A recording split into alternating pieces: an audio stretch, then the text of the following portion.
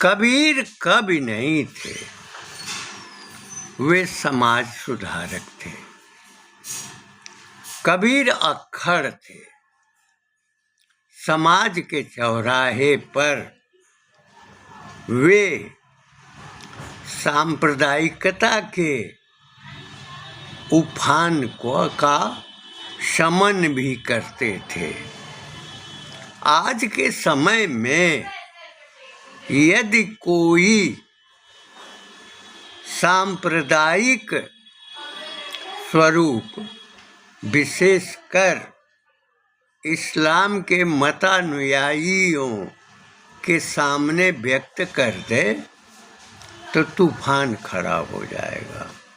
लेकिन कबीर हिंदू और मुसलमान को भी दोनों की कमियों को छोड़ते नहीं थे। उनमें एकदम तानाशाही का बोध था, भाव था। कबीर में निर्भीकता थी। उन्होंने एक जगह कहा कि काहेरी नलनी तू कुमिलानी, आ तेरे ही नाल सरोवर पानी। कमलनी नलिनी जो कमल है उसके नाल तक पानी है, जो उसका स्रोत है, जो उसका जीवन है और उसके जीवन का विकास है। तो कबीर ये पूछते हैं कि काहे री नलनी तू कुमिलानी, आ तेरे ही नाल सरोवर पानी। अमेरिका में ट्रंप, अमेरिका में सब कुछ है, सब कुछ निर्माण होता है और पूरे विश्व के देशों में अपने आधिपत्य की कामना करता है, टैरिफ लगाने की घोषणा करता है। न केवल यूरोप बल्कि अन्य देशों में भी उनकी धमक आज के समय में विद्यमान है।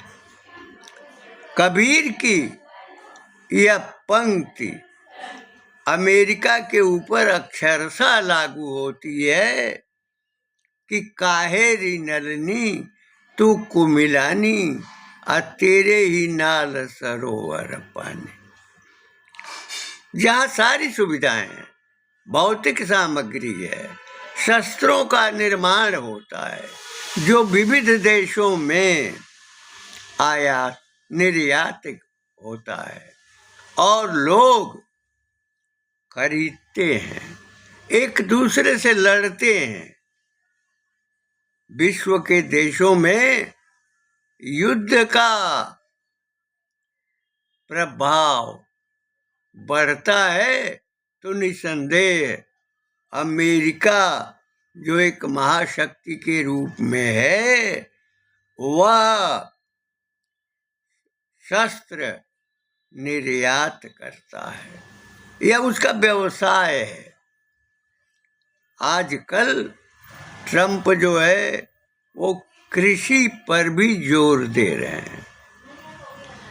तो सवाल यह उठता है कि जिस देश के पास सारी सुविधाएं हैं और सारे शस्त्र हैं और उसने कभी हिरोशिमा और नागासाकी पर भी बम्बार्डिंग करके जापान को तहस नहस कर दिया था, तो आखिर अमेरिका के ट्रंप सारी सुविधाओं को रहते हुए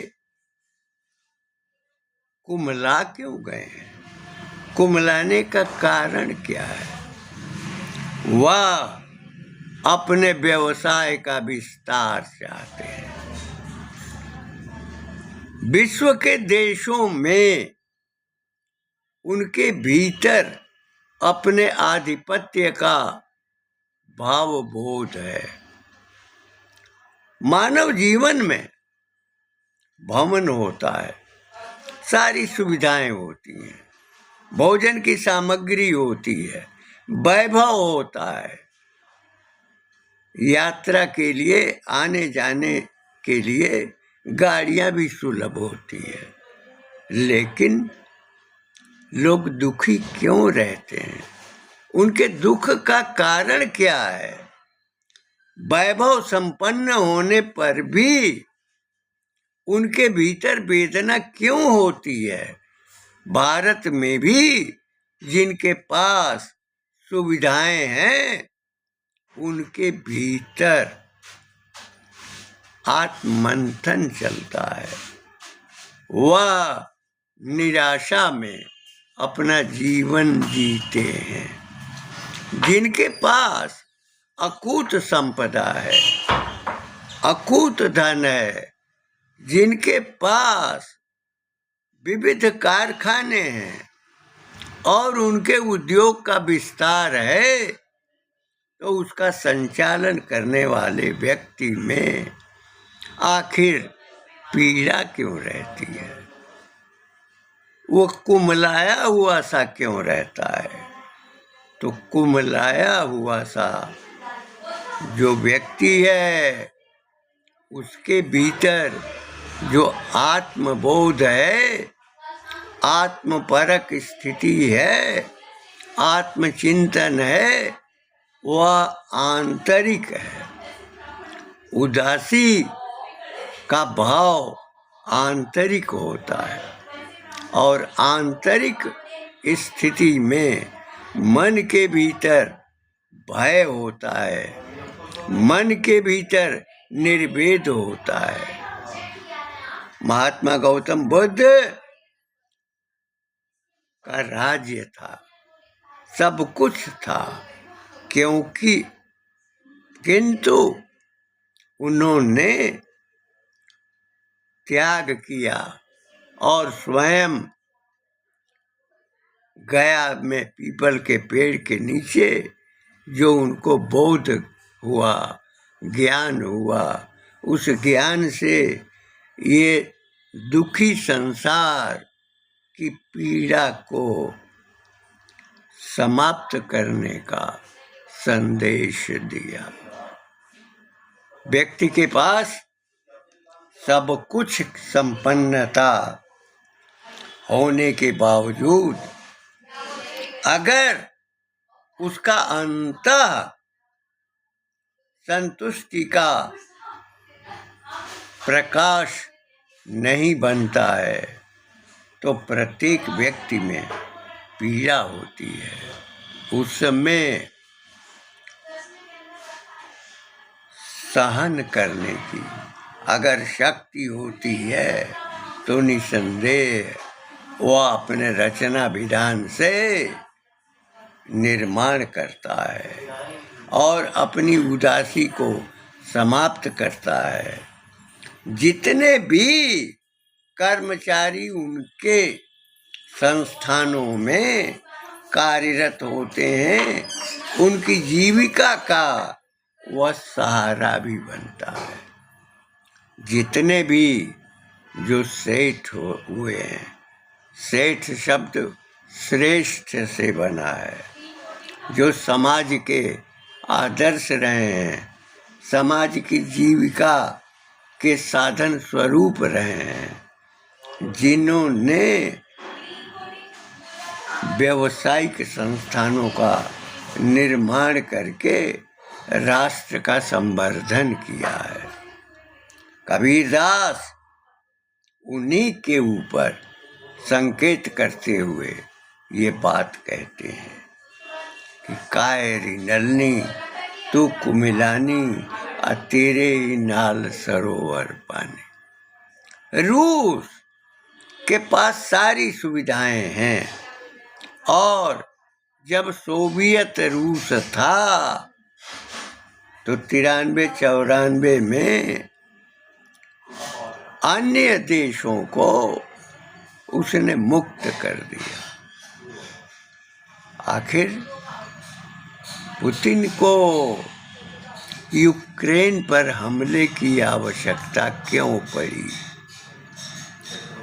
जबकि उसके पास साधन था और विश्व के देशों में अपना हथियार अस्त्र शस्त्र का निर्यात करता था।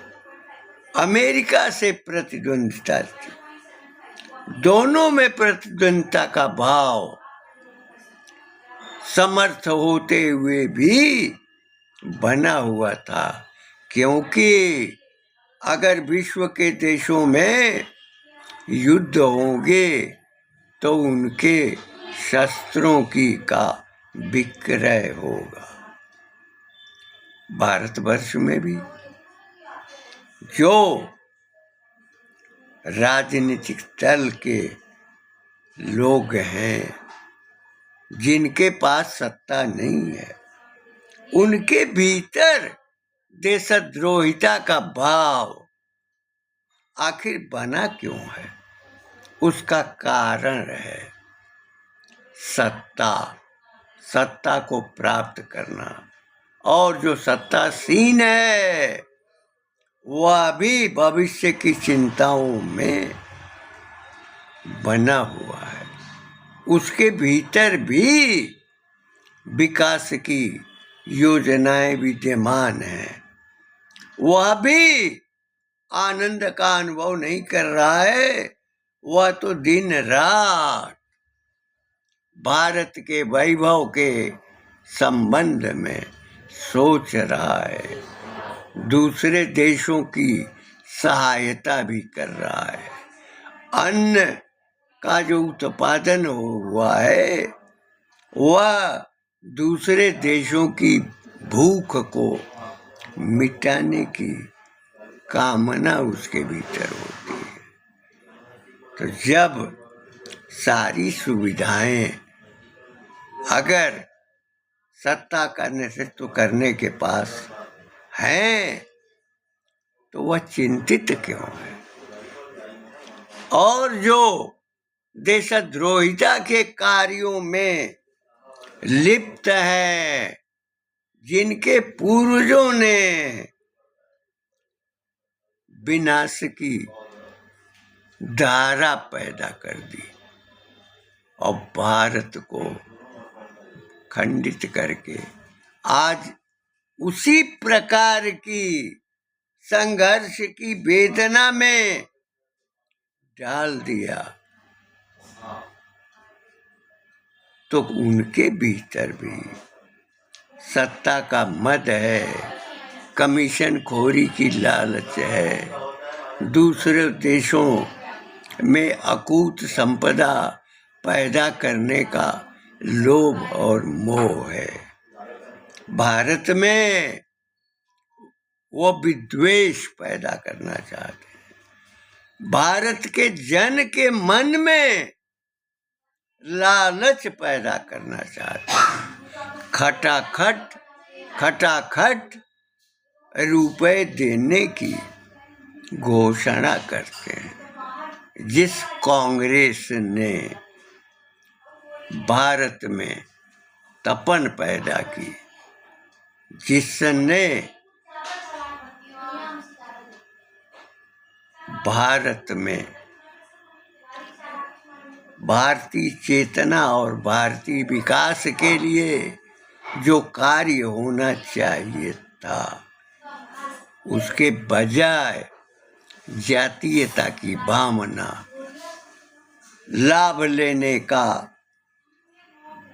भाव और दूसरों के धन का आहरण, मंदिरों की संपदा का आहरण और सत्ता के उपयोग के लिए उसको उपयोग में लाना, यह प्रकृति भारत के विकास और भारत के वैभव के लिए नहीं हुई है। हर्ष की बात है कि जो आज सत्तासीन हैं, उनके भीतर सनातन की चेतना है, सनातन का विकास है, और साथ ही जो भारतीय जन हैं, जो गरीबी की रेखा के नीचे हैं, जिनको अन्न की आवश्यकता है, भोजन की आवश्यकता है, जिनको चिकित्सा की आवश्यकता है, उसका भरपूर उपयोग आज की सत्ता में किया जा रहा है। उत्तर प्रदेश के मुख्यमंत्री जो योगी हैं और नाथ पंथ के अनुयायी हैं, नाथ पंथ के अनुयायी योगी उत्तर प्रदेश में शांति स्थापन और उसके विकास के लिए प्रयत्नशील हैं, और जो भारत का केंद्रीय शीर्ष नेतृत्व है वह सभी प्रदेशों में साधन उपलब्ध करा रहा है। उनके भीतर जो राज्यों के प्रमुख हैं उनमें शक्ति का संचार कर रहा है। काहेरी नलनी तू कुमिलानी आ तेरे ही नाल सरोवर पानी, तुम्हारे नाल तक जब सरोवर का पानी है तो तुम कुमला क्यों रहे हो? तो कुमला वे लोग गए हैं जो सत्ता के लोभी हैं, जिन्होंने जातीय स्वरूप खड़ा करके अब विभिन्न समुदायों में विभेद पैदा किया है, उनमें युद्ध कराया है, हिंदू मुसलमान में दंगे कराए हैं। उनके स्वभाव में यही रहा है। जो कांग्रेस का नेतृत्व इस समय है, तो कांग्रेस का योगदान कितना है जनमानस इसको जानता है। जो खेतों में हल चलाता है, जो अन्न का उत्पादन करता है, वह श्रम करता है, सूर्य के ताप में जलते हुए खेतों में जो परिश्रम करता है उससे अन्न मिलता है। जो सब्जी तैयार करते हैं खुरपी और हसुआ लेकर के अपने खेतों में हमेशा विचरण करते हैं और पौधों के विकास के लिए कार्य करते हैं, खाद पानी देते हैं, उनके श्रम को आप देखिए और उनकी सुविधाओं को देखिए। जिनके पास सुविधाएं नहीं हैं, साधन नहीं हैं, उनका कुमलाना तो सहज और स्वाभाविक लगता है। आज का खंडित भारत विविध विपदाओं और समस्याओं में पड़ा हुआ है, जूझ रहा है। साधन संपन्न लोग भी मुंह लटकाए रहते हैं। जिनके पास जो साधन नहीं है, गाड़ियां नहीं है, पक्के भवन नहीं है, उनके भीतर प्रकाश है। पीड़ा होते हुए भी उनके भीतर चेतना का संचार है। लेकिन जो सारी सुविधाओं से संपन्न है, उनका चेहरा लटका हुआ है। चुनाव का आधार मतदान होता है, और जो मतदान करने वाले लोग हैं, जो खेतों में काम करते हैं, जो छोटी छोटी दुकानों में अपना व्यवसाय चलाते हैं, जो सीमा की सुरक्षा के लिए सैनिक देते हैं। भारत की आज़ादी के लिए, स्वतंत्र चेतना के लिए जिन लोगों ने बलिदान किया, उस बलिदान का अंकन करना तो कठिन है, किंतु उनका भी बलिदान है जिन्होंने खेतों में अपना पसीना बहाया है, जिन्होंने गोपालन से दूध की नदियां बहाई हैं, जिन्होंने अपने कुड़ारों और खेतों में सब्जी पैदा करके और समाज को खिलाया है, उनका भी योगदान है।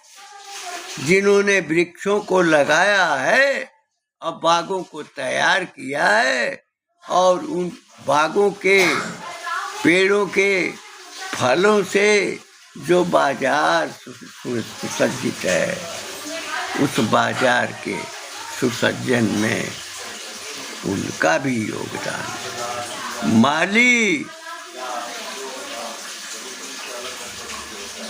बागीचों में काम करता है, वह सिंचाई भी करता है, सींचता भी है, उसके श्रम के बूंद पसीने निकलते हैं, किंतु सुंदरता प्रदान करता है। नगरों में जो वाटिकाएं होती हैं, उन वाटिकाओं को सुसज्जित करता है, किंतु उसे मिलता क्या है? मात्र थोड़ा पारिश्रमिक, जिससे उसके बच्चे पलते हैं, उसका परिवार पलता है। हमने पिछले वीडियो में यह बताया था कि 60 लोगों का संयुक्त परिवार, 4 पीढ़ियों का, जिसमें प्रत्येक प्रकार के जातीय कार्यों का निर्धारण रहता है। सब सफाई करते हैं। महिलाएं बच्चों का जो शौच है, टट्टी है, उसको हाथ में लेती हैं। हमें यह समझना चाहिए कि जिनके पास वाटिकाएं हैं और भवन हैं, लेकिन उनसे चर्चा जब की जाती है तो वो वेदना परक होते हैं, रहते हैं। उसका मूल कारण ये जो मन है, वास्तव में मन ही महासागर के आकार का होता है। मन का व्यापक विस्तार होता है। मन, इसके लिए उपनिषद में यह कहा गया है कि इंद्रियेभ्य पराह्यर्था अर्थेभ्यश्च परम मनः अमनसस्तु परा बुद्धिर अबुद्धिरात्मा महान परा। अमेरिका के ट्रंप के भीतर व्यवसाय चाहिए, शस्त्रों का, और विविध देशों में सत्ता का जो मन है, उसके मन की क्रिया के अनुसार शासन अपना आकार लेता है। धमकी भी दी जाती है, लालच भी दिया जाता है। यह न केवल अमेरिका में है, विश्व के प्रत्येक देश में यह वेदना है।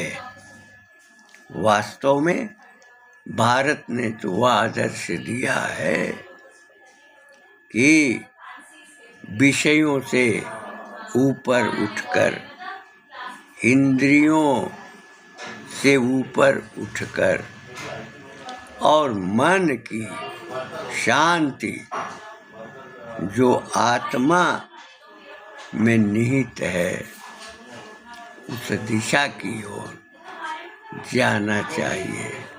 भारत का चिंतन, भारत का समवेत स्वरूप, लाखों वर्षों के संस्कार जीवंत दिशा दे। व्यक्ति भवन का निर्माण करता है और फिर भवन में, कमरों में, कक्षों में सजाता है, वस्तुएं क्रय करता है, अलमारियां होती हैं, कुछ ग्रंथ भी होते हैं, अन्न का भंडारण भी होता है, रसोई के निर्माण की भावना होती है। तो भारतवर्ष तो व्रतों का देश है और उसमें आत्मबल है, क्योंकि उसकी परंपरा में यह निहित है।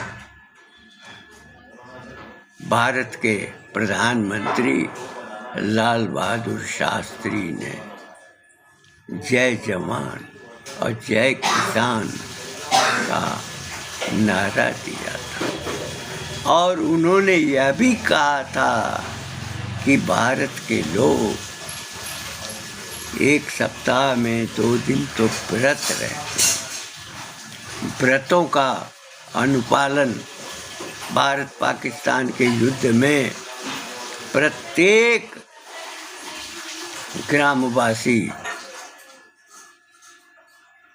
सम्मिलित रहा। जब हम घर में सारे साधन जुटाते हैं तो देश के लिए भी साधन जुटाने का काम उसका नेतृत्व करता है और नेतृत्व करने वाला भी शस्त्र और अस्त्र भी की भी व्यवस्था करता है, उसका निर्माण करता है। साथ ही उसके भीतर जो ज्ञान और विज्ञान है उसके शिक्षण का प्रसारण भी करता है। यह स्थिति भारत में विद्यमान हो गई है और 2014 के उपरांत जो सच्ची स्वतंत्रता का बीज भाव माना जाना चाहिए वह बीज भाव इस समय अनुभूत हो रहा है। निसंदेह सत्ता का नियंत्रण करने वाला व्यक्ति भारत के पास सारी शक्तियां एकत्रित कर रहा है और भारत को संपन्न बनाने की दिशा में प्रयत्नशील है। साथ ही जो यह कहा गया है कि आत्मज्ञान मुख्य है, आत्मबोध मुख्य है और वही जीवात्मा है।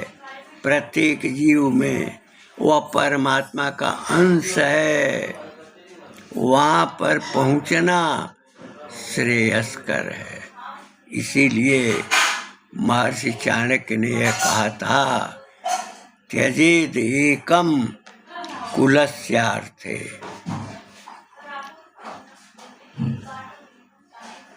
ग्रामस्यार्थे कुलम त्यजेत, जनपदस्यार्थे ग्रामम त्यजेत और आत्मार्थे पृथ्वीम त्यजेत। तो ये आत्मबोध, आत्मशक्ति की दिशा में जो भारत का चिंतन रहा है, भारत के जीवन का आधार रहा है, भारत के जीवन के विकास की प्रक्रिया रही है। उस प्रक्रिया में, उस सनातन धारा में आज नेतृत्वकर्ता भारत को पहुंचाने की दिशा में प्रयत्नशील है। और वे लोग जो कमीशन खोरी करते थे, जातियों में उन्माद पैदा करके, हिंदू मुसलमान में दंगा करा करके, जो भारत के खंडित भारत के स्वरूप को पुराने काल में ले जाने का प्रयास कर चुके हैं, उनका यह देश के प्रति विश्वासघात निंदनीय है। आर्यावर्त का बोध उनमें नहीं है। भारतवर्ष की जो मर्यादा और परंपरा है, और जहाँ शस्त्र और शास्त्र, जहाँ आत्मज्ञान, ब्रह्म ज्ञान और ग्रहों का ज्ञान, आज का भारत तो चंद्रमा पर भी पहुंच गया है, स्वयं देख लिया है। सारे ग्रहों को भी जिन हमारे ऋषियों ने लाखों वर्ष पहले जिसका स्वरूप अभिव्यक्त कर दिया था, आज भौतिक रूप में भारतवर्ष, आर्यावर्त ग्रहों पर पहुंच गया है। निसंदेह भारतवर्ष, आर्यावर्त, जिसको आक्रांताओं ने धूसरित किया था, आस्था के केंद्रों को नष्ट किया था, और अंग्रेजों ने धर्मांतरण के माध्यम से और अपनी शिक्षा व्यवस्था के माध्यम से धर्मांतरित करने की योजना बनाई। बहुत अंशों तक उनमें सफलता भी मिली। उस दिशा को बदलने का जो समय है वह वर्तमान है, और वर्तमान में उसके परिवर्तन की प्रक्रिया सतत क्रियाशीलता की ओर विद्यमान है। और जो उसके जो पुराने तंत्र हैं गुलामी काल के, उसको क्रमशः विखंडित कर रहा है, अलग करा रहा है, और सनातन धारा के विकास में वह प्रयुक्त है। शक्ति संपन्न होने की प्रक्रिया में वह लगा हुआ है। हमने प्रारंभ में ट्रंप की, पुतिन की, अमेरिका और रूस की बात की, यूरोपीय देशों की पीड़ा की बात की, खाड़ी देशों में जो विवाद है वह भी उसी प्रकार का है। इजराइल से संघर्ष आज भी चल रहा है। राष्ट्र की जो स्वाधीनता है, स्वतंत्रता है, वह कहीं छिन न जाए, इस प्रकार की भावना में रहने वाला सत्ता का संचालक निसंदेह राष्ट्र की समृद्धि, अभिवृद्धि और सनातन धारा जो उसकी पुरातन प्रकृति है, उसको अपने मूल स्वरूप में वह लाएगा। प्रत्येक देश विश्व के अपनी सुरक्षा और अपनी शक्ति के संचार में शस्त्र और शास्त्र की दिशा में प्रयत्नशील हैं। वो सदा बने रहें। विशेषकर भारतवर्ष जो विश्व गुरु रहा है और आज भी उसका नेतृत्व विश्व मान रहा है। दो खंडों में बटी हुई दो महाशक्तियाँ भी उसके संतुलन में बनी हुई है। जो छोटे देशों की अन्न की सहायता करता है, उनके भारत के पोषण की प्रकृति को आज भी जो अपना रहा है, जिसकी परंपरा में दुखियों का के दुख का निवारण, उसके सुख और शांति की संकल्पना में सदैव विचारशील समाज के जो व्यक्ति हैं, निश्चय ही वर्तमान जो सत्ता की प्रक्रिया है उसे अपना समर्थन देंगे, जिस कारण जो व्यक्ति है वह सुखी होगा और विशेषकर वह अपने पारिवारिक जीवन, अपने ग्रामीण जीवन, अपने सामाजिक जीवन, अपने राष्ट्रीय जीवन और अपनी देशभक्ति में की भावना में सदैव विद्यमान रहेगा। इन शब्दों के साथ अपनी वाणी को विराम देते हुए मैं यह कहूँगा कि भारत भा मन प्रकाश, प्रकाश देने वाला भारत, और आर्यावर्त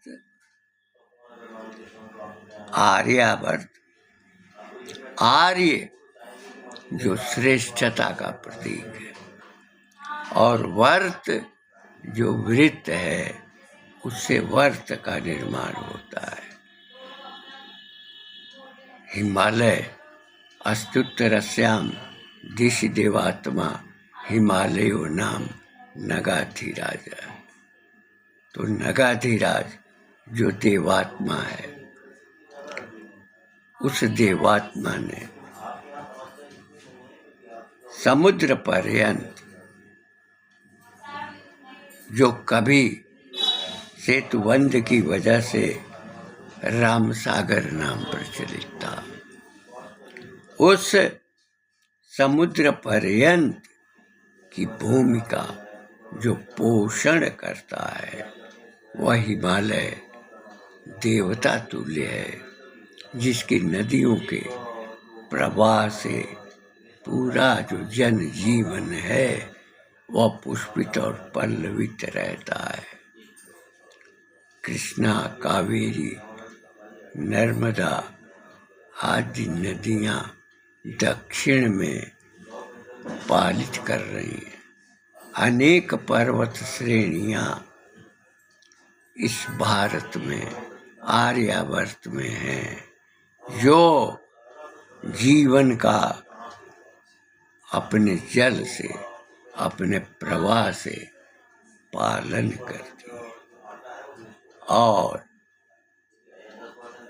यह जो प्रकृति है वो राष्ट्र भावना की है, राष्ट्र चेतना की है और राष्ट्र की समृद्धि की है और संस्कृति के प्रवाह की है, राष्ट्र के वैभव की है, जो समाज को, जो भारतीय समाज है, जो हिंदू समाज है, उसका संगठन करना, उसमें शक्ति का संचार करना और भारत के लिए अपना पूरा जीवन समर्पित करने की प्रकृति का बोध ही राष्ट्र का रूप है, राष्ट्र की अनुभूति है और राष्ट्र के हित में किए गए कार्यों